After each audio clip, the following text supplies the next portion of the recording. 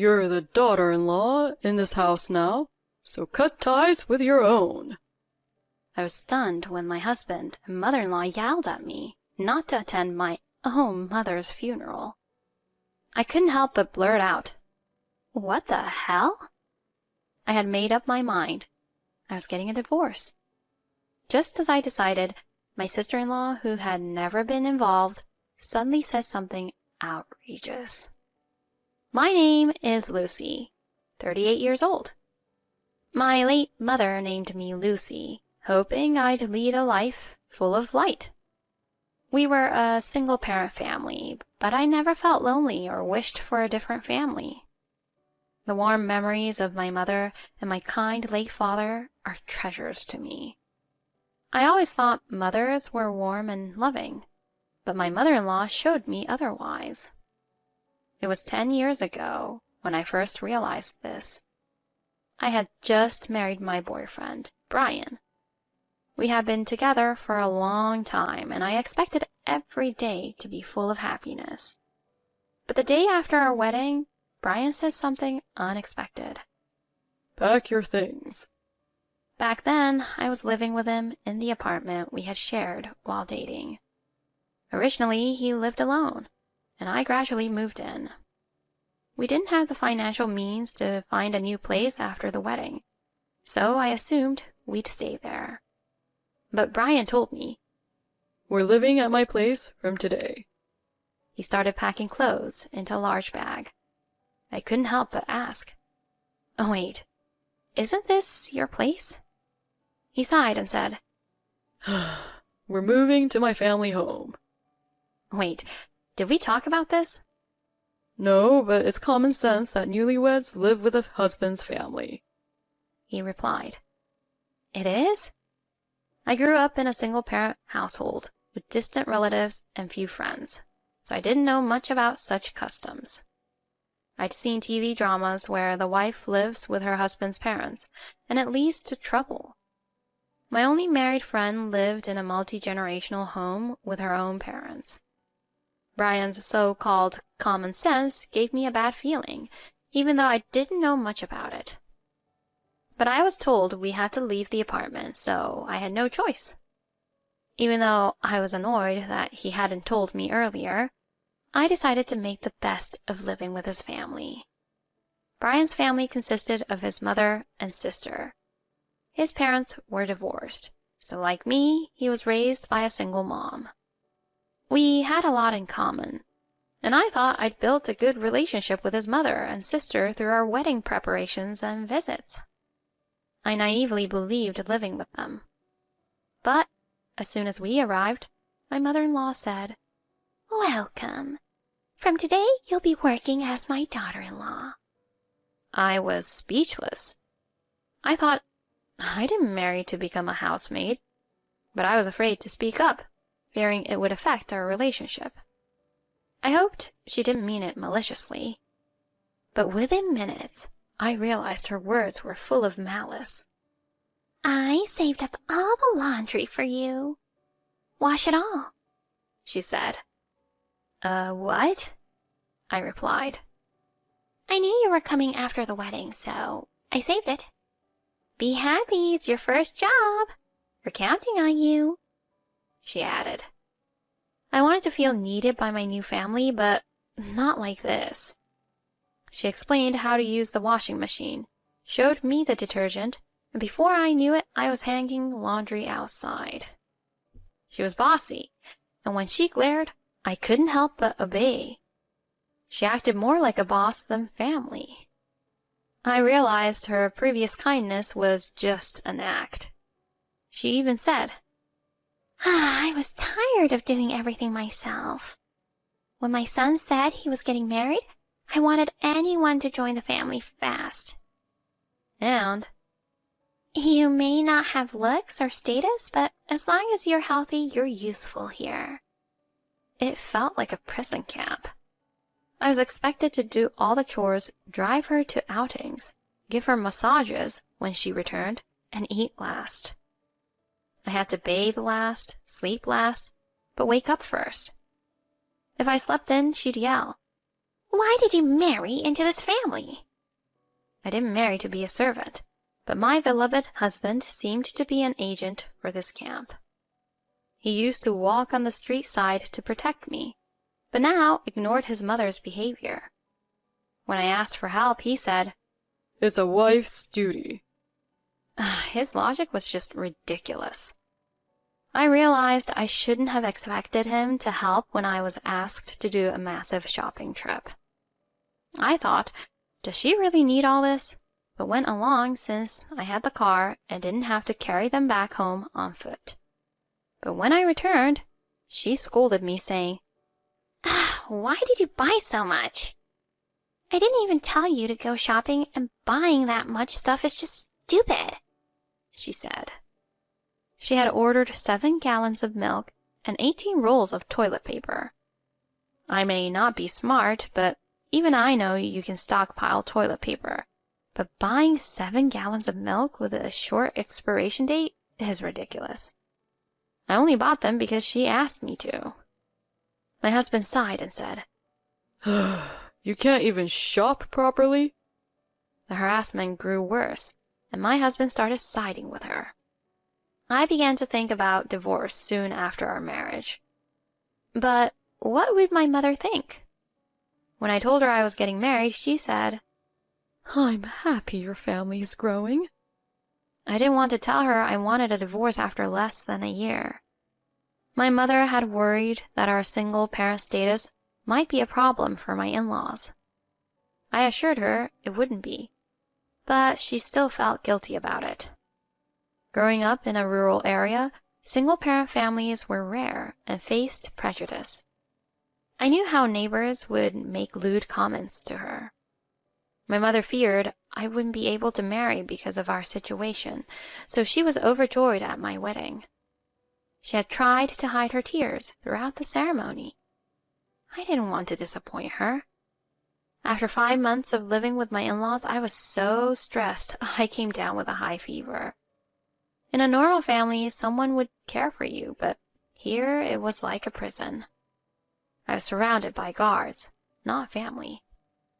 Of course, as I lay sick, my mother-in-law yelled, "Why are you lounging around all day?" When I told them I had a fever of 104 degrees, Brian said, "Really? Check your temperature." and handed me a thermometer. It turned out I had a fever of 105 degrees, so he said, "Stay in bed," and allowed me to rest. He used to take care of me when we were dating, but now he didn't even worry.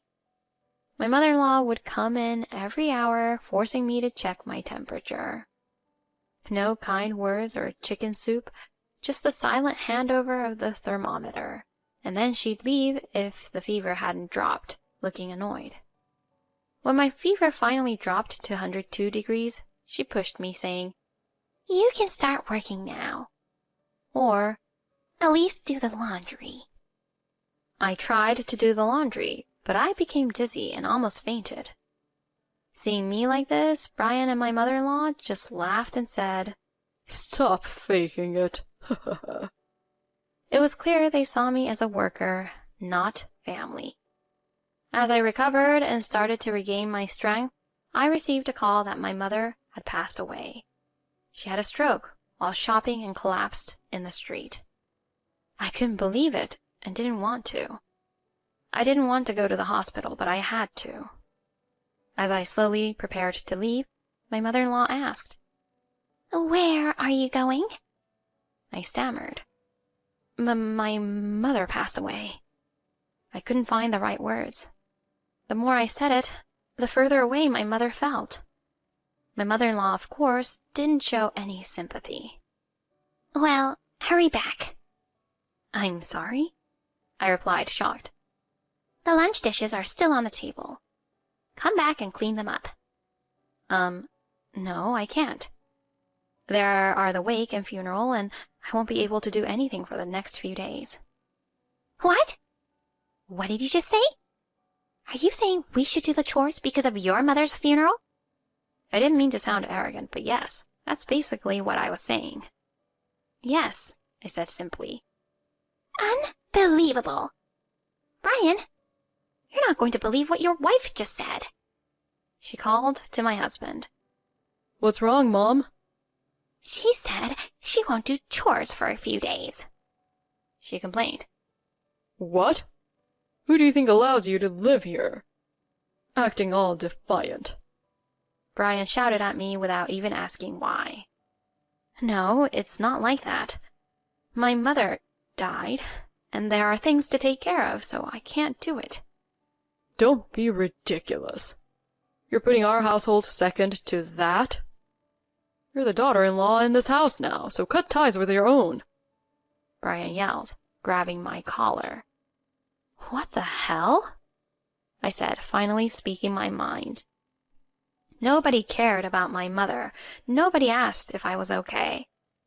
I knew they wouldn't, but losing my mother made their coldness sting even more.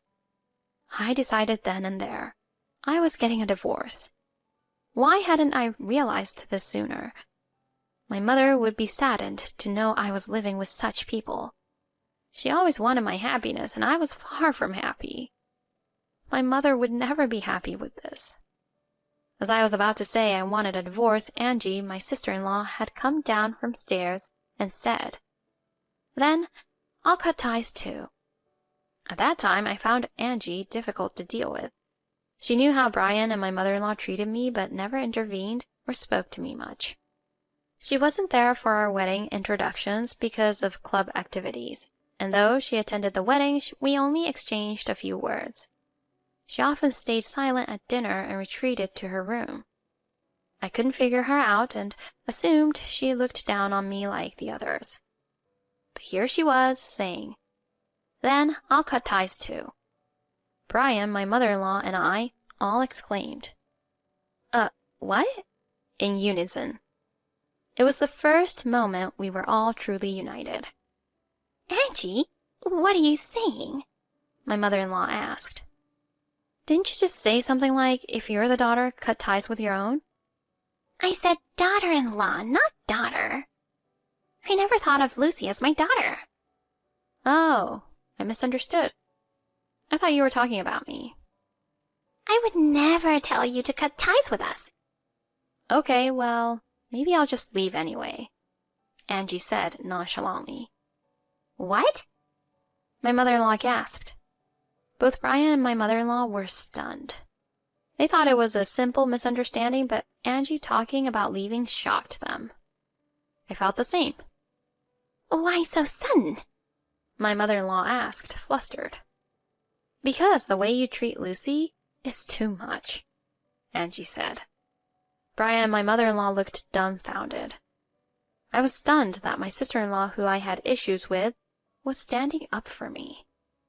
"Since before the wedding, you've been treating her like a worker, not a bride." "Ugh, you were nice only until she couldn't leave, then treated her horribly. I thought of telling Lucy when she came to the house for the first time, or even at the wedding, but I didn't want to be scolded by you two, and Lucy wouldn't have believed me without trust between us. But it's been eating at me, and seeing how badly you treat her made me hate this family. Lucy, I'm sorry. That's why I avoided you." Angie confessed. Her sudden confession made me understand. She had been stuck between her family and me. I smiled at her clumsy kindness and said, "It's okay, Angie. Thank you for caring. If this was a workplace, you'd be fired for this kind of treatment, you know. This is non-compliance," Angie pointed out. "What?" my husband and my mother-in-law exclaimed. "Oh, hush. You don't give Lucy any breaks and make her work non-stop. You degrade her character and constantly berate her.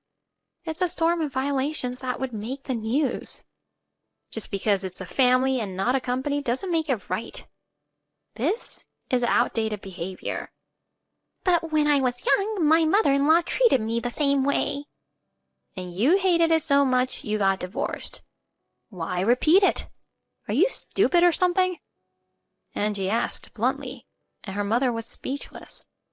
"Angie, maybe you're too young to understand, but a wife serves her husband's family." "And maybe you're too old to understand that nobody wants to marry someone like that now." Lucy married you because you pretended to be nice. She'll leave once she sees the real you saying bye-bye." She waved her hand, dismissively, making me laugh. "Right, Lucy? You've probably already decided to leave him, haven't you?" I was startled by her sudden question, but I nodded quietly to her question. "Yes, I've decided to divorce him," I said. "How dare you talk about divorce when I married you?" he raged. My words made my husband lash out, calling me useless and saying I couldn't live alone. "Don't you think you should feel lucky to have me? Just as you chose me, I chose you. We should be equals." I glared at him. "Exactly," Angie agreed. Brian fell silent, unable to argue. "Brian, stop her. We need a new servant if she leaves," my mother-in-law urged. "I think it's too late for that," Brian said weakly. "What?" she said, shocked.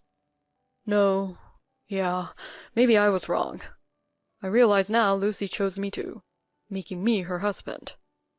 Since our marriage, he had become more assertive, but he had always been a kind, somewhat timid person.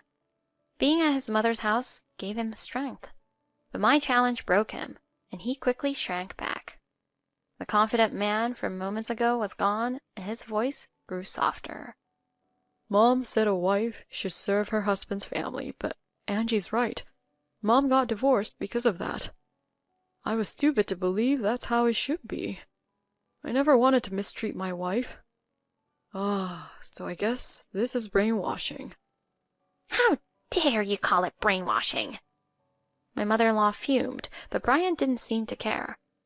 "Because of you, I'll be divorced," he accused his mother. She shot back.